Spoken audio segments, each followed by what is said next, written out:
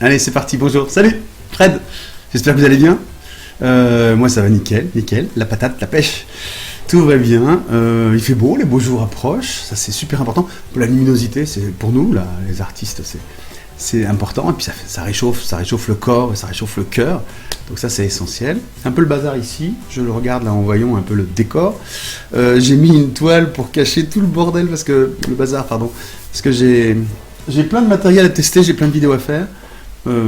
J'ai pas envie, enfin je traîne un peu, bon voilà, je mets un peu de côté, je traîne un peu, donc ça s'entasse, et puis voilà, c'est tout. Donc j'ai mis un truc pour cacher, c'est un peu le souk, c'est pas grave. Qu'est-ce qui se passe d'autre à l'actualité? Ah, ça y est, les podcasts, bon, j'ai tourné un peu autour de SoundCloud pour les poster, c'est un peu le bazar, c'est un peu exclusif, donc je me suis pas pris la tête. Je les publie sur YouTube, sur la grosse chaîne YouTube que je gère avec vous. Et voilà, il y a beaucoup plus d'interaction tout de suite, et ça se passe beaucoup mieux comme ça, avec une image fixe, et puis vous mettez ça dans votre oreille. L'application avance vachement bien. Oh, j'aurais pu vous la préparer, je suis bête. L'application avance vachement bien. On est dans la phase finale, on va dire, de publication. Je suis super content, je suis très très fier. Je vais vous montrer. Cette application sur iPhone et sur Android va vous permettre d'installer la vie d'artiste sur votre téléphone. Et ça marche pas bien sûr.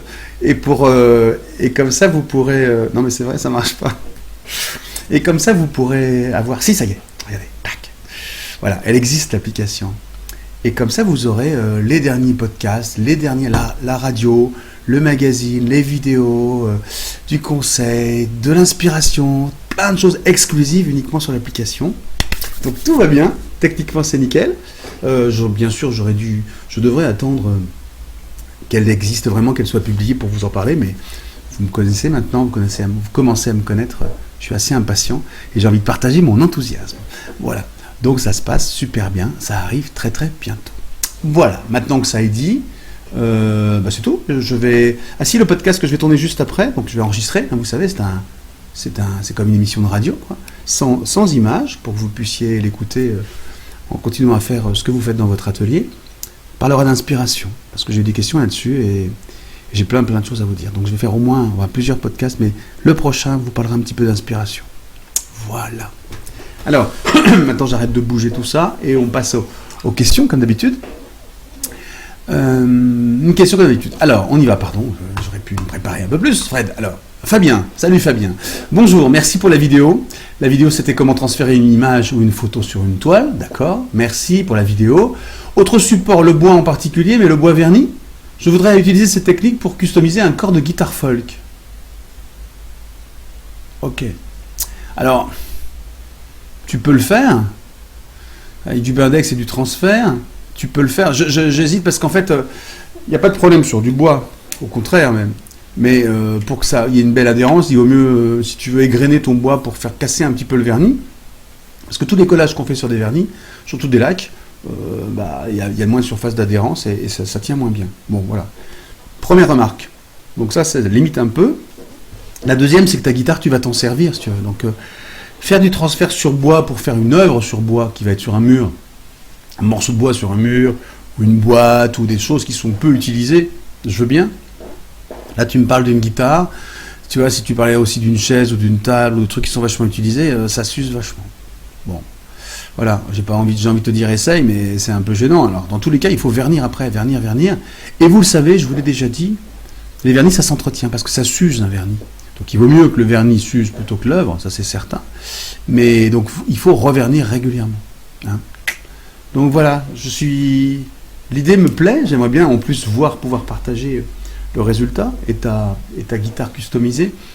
Mais je te dis pas, vas-y, c'est sûr, ça va marcher, quoi. Voilà, faudrait essayer. Mais essayer, c'est risqué. Et puis sur une guitare, c'est un peu gênant. Ok, Fabien. Bon, merci pour ta question dans tous les cas. Pardo, ça doit être son prénom, son nom ou son nom de code. Ah, sur YouTube, ouais.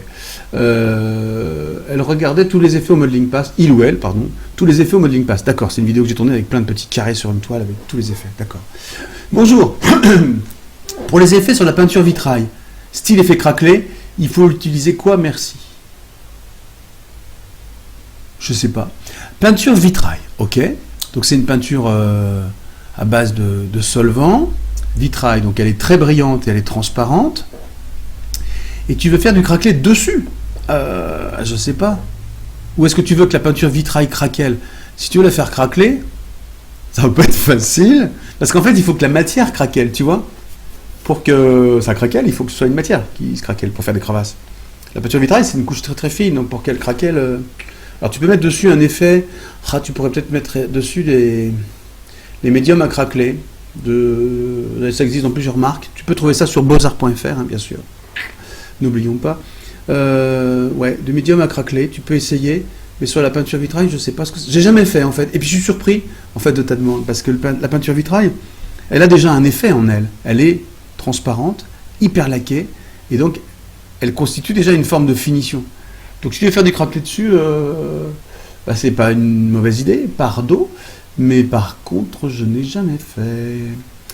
Donc voilà. Dans tous les cas, tu peux... De toute façon, une fois que le vitrail est séché, on n'est pas comme dans la peinture à l'huile, si tu veux. On n'est pas dans quelque chose qui met très très longtemps à durcir.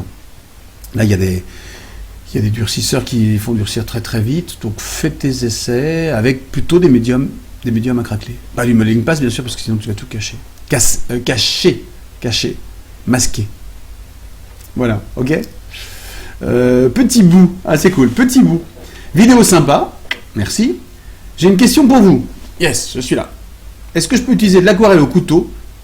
Si vous pouviez me répondre, merci. Alors, si vous pouvez me répondre, bah oui, pas de souci, t'inquiète pas, petit bout. Et c'était dans le magazine du 9 avril. Moi, je sais pas ce que j'ai raconté comme bêtise ce jour-là. Qu'est-ce qui t'a inspiré? Mais là, tu me dis, utiliser l'aquarelle au couteau. La réponse est non. Bim. Tu vois, là, je réfléchis pas. Pourquoi? En fait, c'est non techniquement. Et après, artistiquement, oui, avec plaisir, vas-y, essaye. Mais techniquement, l'aquarelle n'est pas du tout prévue pour être utilisée en épaisseur. Elle va craquer. En fait, comment je pourrais expliquer ça? L'aquarelle, c'est des pigments, comme d'habitude, comme toutes les autres techniques picturales. C'est du pigment avec un liant particulier, plusieurs liants, dont la gomme arabique, enfin plein de choses. En fonction des marques, ça change. Il peut y avoir jusqu'à du miel, d'ailleurs. Mais l'aquarelle, et ce liant, il emprisonne le pigment et il va le libérer pour qu'il s'imprègne dans un papier, sur un papier. Voilà. Et donc là, il va y avoir une fixation du pigment grâce à ces liants et une durabilité dans le temps avec pas mal de choses derrière. Mais donc, il faut qu'il y ait une accroche que j'en bégaye, que ça s'imprègne dans du papier. Et si tu le gardes en grosse couche au couteau, en épaisseur, eh ben, tu ne vas pas avoir cette capacité d'imprégnation pour la couche supérieure. Donc, il y a des forts risques qu'il y ait craquelure, craquellement, et puis décollement même des grosses couches, si tu ne le fixes pas avec autre chose. Et en plus, tous les effets de transparence et de glacis, etc., que tu peux avoir à l'aquarelle, là, tu les auras pas. Mais bon, ça, c'est peut-être pas ce que tu recherches. Mais dis, je suis en train de te répondre, et je me dis que peut-être c'est pas ça ta question. Tu dis, petit bout, utiliser de l'aquarelle au couteau. En fait, je reprends. Si tu veux peindre au couteau à l'aquarelle, ouais, tu peux. Tu peux appliquer ton aquarelle au couteau, sur du papier. Pourquoi pas? Pour avoir des effets couteau. Ma première réponse, spontanément, c'était d'imaginer que tu voulais faire de l'épaisseur à l'aquarelle. Et là, c'est pas magique, c'est pas génial. Il vaut mieux prendre des pigments et trouver un liant qui supporte de l'épaisseur. Comme des gels épaississants. D'accord? Donc si tu veux utiliser le couteau à la place d'un pinceau pour faire de l'aquarelle, bien sûr, tu peux faire des aplats, tu peux gratter, tu peux faire plein de choses, mais on reste dans des fines couches. Voilà. Alors vous pouvez me démentir, d'ailleurs, si vous avez déjà fait des tests. Mais tu peux aussi tester, tu peux inventer quelque chose, pourquoi pas, en faisant des mélanges. Mais a priori, l'aquarelle, c'est pas fait pour ça, petit bout. Ok? Diane demande, bonjour, est-ce que je peux employer le Bindex pour coller un acétate jet d'encre sur une toile? Merci. Alors, la vidéo, c'était comment imprimer et transférer une image sur un support, d'accord? Et ta question, Diane, c'est quoi? Est-ce que je peux employer le Bindex, oui, pour coller un acétate jet d'encre sur une toile? Un acétate jet d'encre. Je ne sais pas ce que c'est.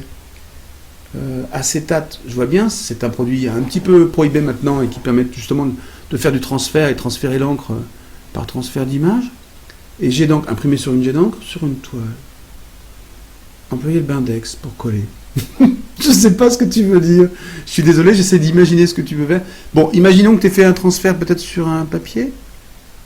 Et après, tu veux le coller. En fait, le Bindex, bref, en finale, pour coller sur une toile, le Bindex c'est très très bien. Parce que ça va rester souple, ça colle parfaitement. Ça reste souple, ça ne va pas se craquer dans le temps comme une colle classique, etc. C'est super. Sauf, bien sûr, si c'est des choses épaisses, dans ce cas-là, il vaut mieux utiliser du gel. Ça, je vous l'ai déjà dit, pour coller. Donc, pour coller quelque chose de fin, si c'est quelque chose de fin comme une feuille, j'espère, Diane, tu peux le faire avec du Bindex. Mais le coup de l'acétate, j'ai pas bien compris. Bon. J'espère que j'ai bien répondu, dans tous les cas. Bon, dans tous les cas, j'ai fait ce que je pouvais. Allez, Georges. Non, Georgie, pardon. Ah, Georgie, ah ouais, j'ai bien aimé ta... Bah, j'aime toutes les questions, bien sûr, mais celle-là m'a interpellé. Écoutez. Bonjour Fred. Je termine une formation de 6 mois pour cause de reconversion professionnelle. Ok, nickel. Avec tout ce que cela implique en temps et en énergie. Je vois bien. Du coup, je n'ai pratiquement pas eu le temps de peindre et ça manque terriblement. Je vois bien. Du coup, l'inspiration n'est plus présente. Je suis bloqué. S'il te plaît, peux-tu venir à mon secours pour retrouver ma créativité? Merci infiniment. Waouh. Alors, ça, en lisant ça, ça m'a donné envie de... Je vais vous faire un podcast juste après, j'enregistre. Je vais enregistrer une petite séquence radio sur le sujet, dans l'atelier. Mais, alors ça m'inspire aussi pas mal de choses. J'ai travaillé avec une art thérapeute. On a tourné une série de vidéos là-dessus, sur l'inspiration, et sur plein de petits outils de groupe ou individuels pour nous aider à retrouver l'inspiration. Donc ça, tu peux aller les voir. Puis n'hésite pas à me demander le lien, je t'enverrai tout ça si tu es perdu. Ça, c'est fait. Dans bien-être, quoi. Je crois que c'est dans la discipline bien-être. Et on a fait ça avec Maude Montagne. Voilà. C'était chouette. J'ai passé des très bons moments avec elle. Elle a bien compris. Elle travaille déjà avec des patientes sur ce sujet-là. Maintenant, ça fait 6 mois que t'as pas bossé, que t'as pas touché à quelque chose. Et ça te manque terriblement. Alors, je connais et je comprends et je connais ces périodes-là, les périodes où on n'a pas trop le temps de peindre ou de créer, et puis on sent au fur et à mesure que ça monte, là. Je l'ai connu pas mal, pas en ce moment, je vous raconterai un jour, mais pas en ce moment, mais je l'ai connu. Alors après, le fait de se retrouver... est-ce que tu manques d'inspiration? La question que je me pose, c'est, est-ce que tu manques vraiment d'inspiration, ou est-ce que tu en as trop? On sait pas des fois. On sait pas, ne pas savoir à quoi se mettre, ça ne veut pas dire qu'on manque toujours d'inspiration, c'est peut-être aussi de ne pas savoir quelle priorité se donner, tu vois. Et une chose est sûre, non, il n'y a rien de sûr dans la réponse à une question de ce type-là, et puis dans la manière dont vous allez aussi vous réagir derrière, mais quelque chose qui peut être facilitant, c'est de ne pas tout remettre en cause. C'est-à-dire que c'est pas... Alors soit si tu veux faire une table rase de tout ce que tu as pu faire par avant, mais si tu te sens un peu bloqué aujourd'hui, ne rajoute pas des difficultés techniques à des difficultés de création. Donc reprends des techniques anciennes, tu sais, pour te remettre le pied à l'étrier. C'est peut-être en recommençant à faire, alors je sais pas ce que tu faisais avant, tu l'as pas dit, reconversion professionnelle, on ne sait pas, mais artistiquement, on ne sait pas ce que tu faisais avant. Reprends une technique, si tu faisais de l'acrylique, reprends de l'acrylique, ne change pas du tout au tout, remets-toi à faire des petites choses, pas trop d'ambition, des petits formats, des petites choses qui te remettent au moins ce que j'appelle le pied à l'étrier. Moi, c'est un peu dans ma nature. Alors, j'ai tendance aussi à faire table rase, à faire des grands 180 degrés ou des 360. Pas tout jeter, mais tout mettre de côté, redémarrer autre chose, etc. Mais c'est un saut c'est presque un saut de l'ange dans ces cas-là. Et donc, si tu as besoin... l'inspiration vient souvent aussi avec la confiance en soi. Il y a plein de gens qui disent je vais dans des ateliers, je suis tel ou tel prof parce que tout seul, je ne sais pas quoi peindre. Et en fait, c'est aussi effectivement une difficulté qu'on peut avoir, mais c'est une question de confiance. Il faut se faire confiance. Il faut être satisfait de ce qu'on fait. Il faut être content de ce qu'on fait. Ouais. Il faut être bien au moment où on vit les choses. Il ne faut pas que tu te projettes, en fait, Georgie. Le fait de se projeter avec cette angoisse de je vais rater, je vais pas savoir, je vais machin, ça c'est des freins abominables. Et les freins et ces verrous-là, il n'y a que toi qui a décidé de les avoir finalement. Hein. Personne ne te les a posés. Donc c'est à toi de les faire sauter. Et pour ça, un premier truc, c'est de démarrer techniquement, de ne pas te donner un challenge technique. Donc tu reprends une technique que tu connaissais déjà. Et puis, après au niveau des sujets, ne cherche pas à créer l'œuvre du siècle d'années en ce qui te concerne dès le début. Ça, c'est aussi important, c'est un autre frein. Il faut se sentir vachement libre de se tromper, de faire des erreurs, et pas partir perdant, mais partir sans objectif. Ça, c'est vraiment important. Parce que l'inspiration, c'est pas un machin... c'est difficile ça s'attrape pas, ça se chope pas l'inspiration. L'inspiration, c'est un alignement que tu vas avoir à un moment donné entre le temps que tu es prêt à disposer, à mettre à disposition ta création, la technique que tu maîtrises, et puis des sujets qui vont passer. Et après, tout ça, tu mélanges tout ça, et tac, il y a une envie, quoi. Une envie, une idée. C'est ça l'inspiration. D'abord, ça se travaille, ça s'entretient, donc c'est normal qu'au bout de 6 mois, tu l'aies plus, si tu l'avais eu avant. Mais encore une fois, moi, mon premier réflexe en lisant ta question, c'est on repart avec de la confiance. Donc, on ne change pas la technique, on ne se donne pas des grandes ambitions, on fait de la patouille. Voilà, c'est ça. Tu refais ta sorcière, Georgie, tu fais de la patouille, et de la patouille, il va peut-être sortir un truc, une première fois ou une deuxième fois, qui va te redonner un peu de confiance et te dire je suis capable de faire des trucs. Et voilà. Alors l'inspiration, ça me fait aussi penser que tu vas peut-être faire des créations tout de suite. Peut-être que pour redémarrer, il faut copier. Alors là, vous allez réagir comme vous voulez, vous copiez comme vous voulez. La vraie copie, elle n'est pas autorisée, ok, mais s'inspirer, on va dire, d'une œuvre, soit que tu as déjà créée toi par ailleurs, tu as envie de perfectionner, pourquoi pas, soit l'œuvre de quelqu'un d'autre, soit d'une photo, enfin bref, des choses qui te donnent pas, qui rajoutent pas des challenges successifs, tu vois. Et je veux changer de technique, et je veux imaginer quelque chose, et je veux être réaliste, et je veux être ci, et je veux être ça, et je veux le plus beau truc de l'année. Tu ne rajoutes pas tout ça, sinon ça va être dur, quoi. On n'est pas là pour se faire violence, on est là pour se faire du bien. Plus on se fait du bien, et plus on est satisfait de ce qu'on a fait, enfin moi je trouve, je dis ça, je ne suis pas toujours bien placé pour le faire, pour le dire, si je suis bien placé pour le dire, mais pas toujours pour le faire. Mais plus on se fait du bien, et mieux on se porte, et plus on se fait bien, et plus on crée des choses. Voilà, plus ça se voit, plus ça se sent, quoi. Hein, c'est important. Bon, je vais en reparler. Georgie, je ne sais pas si tu sais que j'ai des podcasts en cours, c'est des petites séquences juste audio qui vont sortir sur donc je l'ai déjà dit là-dessus, et sur YouTube aussi. Je vais en tourner une pour aller un peu plus loin dans l'inspiration, dans mon atelier, pour dire voilà, un peu comment je fonctionne moi. Je ne peux pas dire que je sois toujours en panne, mais il y a des moments où je me sens plus porté par des trucs que d'autres. Voilà. Et ça, c'est des choses qui se travaillent, mais c'est à l'intérieur. Hein. Enfin, il y a plein de trucs et astuces à l'extérieur qu'on peut mettre en œuvre, mais tout le sujet, il est là. Enfin, je sais pas, il est dans les tripes, il est partout, quoi. Il est en nous. Hein. Ok, Georgie. Bon, allez, promis, tu t'y mets. Putain, 6 mois, 6 mois, c'est beaucoup, hein. Il faut y aller, là. Faut t'y mettre. Je te demande pas de publier ce que tu as fait. Là, ça va te refoutre de la pression. Sinon. J'ai envie de partager. J'ai envie de savoir surtout si tu vas y arriver. Ça m'intéresse. Donc, n'hésite pas à me refaire. T'étais sur quoi? C'est sur YouTube que tu m'as fait les commentaires. N'hésite pas à donner des nouvelles. C'est vachement intéressant, Georgie. Mais montre pas ce que tu as fait.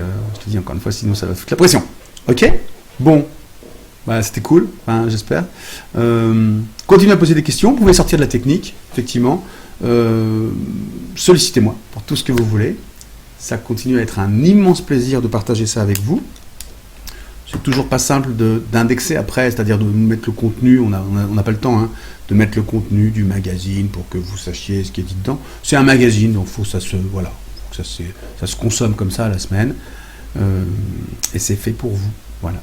Vous retrouvez quoi? Je sais pas, vous nous retrouvez, on se retrouve la semaine prochaine.